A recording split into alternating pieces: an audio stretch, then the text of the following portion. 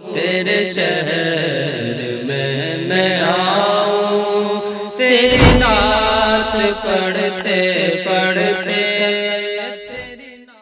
اللہ کے رسول علیہ السلام نے صحابہ سے کہا روزہ رکھو. کیا کہا؟ روزہ رکھو، اور جب تک میں نہ کہوں اس وقت تک کوئی افطار نہ کرے.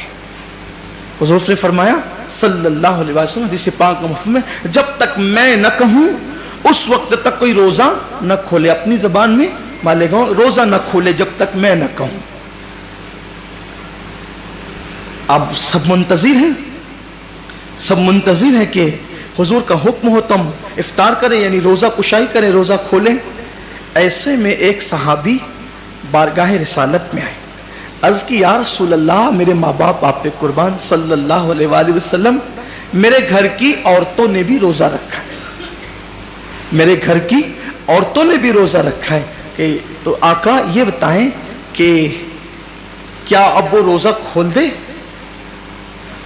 اب وہ روزہ کشائی کر لے، ان کی روزہ کشائی ہو جائے، افطار کر لے وہ.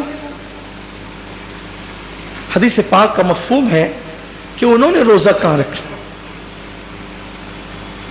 انہوں نے روزہ کہاں رکھا. بلا ان کو بلایا گیا. اب بلانے کے بعد حضور علیہ السلام نے ان لوگوں کے سامنے ایک تشت رکھا، ان عورتوں کے سامنے ایک برتن رکھا تشت، کہ اس میں الٹی کرو، طے کرو، الٹی کرو. ان لوگوں نے جب الٹی کی تو حیرت کی انتہا نہ رہی دیکھنے والوں کی کہ اس الٹی کے اندر گوشت کے لوتھڑے نکلنا شروع ہوئے، گوشت نکلنا شروع ہوا اس کے اندر.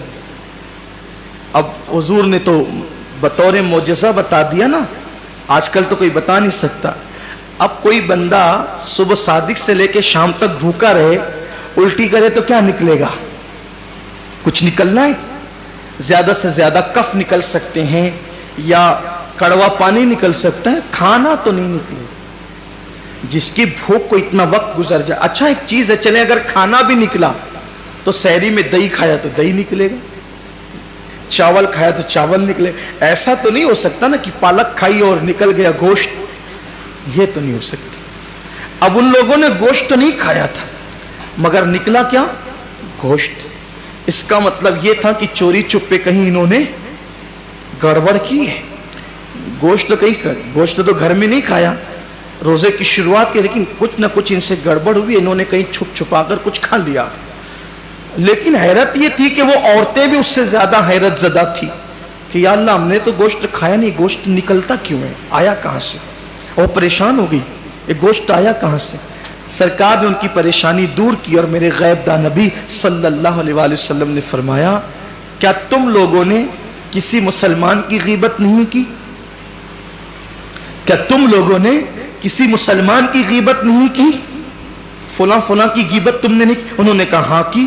فرمایا یہ وہ اسی گوشت کا لوتھڑا ہے، کیونکہ جو کسی مسلمان کی غیبت کرتا ہے گویا وہ اپنے مرے ہوئے بھائی کا گوشت کھاتا ہے، وہ اپنے مردہ بھائی کا گوشت کھاتا. یہ وہی انجام ہے. انہوں نے بکری کا، مرغے کا گوشت نہیں کھایا تھا، اونٹ کا گوشت نہیں کھایا تھا. یہ گوشت کیوں نکلا؟ یہ غیبت کر کے جو مرے ہوئے بھائی کا گوشت کھایا تھا. یہ وہ گویا کہ بتایا جا رہا ہے حقیقت کے اندر اس کا، یہ حضور کی شان ہے، حضور علیہ السلام نے بتا دیا. تو اب سحری آپ بھی مونگ کی دال سے کریں یا کھیر سے کریں یا تری کے مسالے سے کریں، لیکن اگر آپ بیٹھ کر غیبت کرتے ہیں تو آپ نے بھی مرے ہوئے بھائی کا گوشت حلق کے نیچے اتار لیا. اب وہ تو حضور کا ظاہری دور تھا، حضور نے اگلوا دیا. اب کون اگلوائے گا؟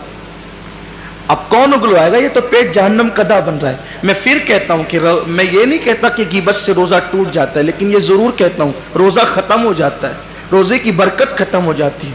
کیوں بیٹھتے ہو؟ عادت بناؤ، اپنے روزے کا خیال کرو. جس کو روزے کی اہمیت پتہ چل جائے گی وہ کبھی روزے کی حالت میں نہ جھوٹ بولے نہ غیبت کرے. اور کوشش کر کے دیکھو، مشکل نہیں ہے، بس اپنی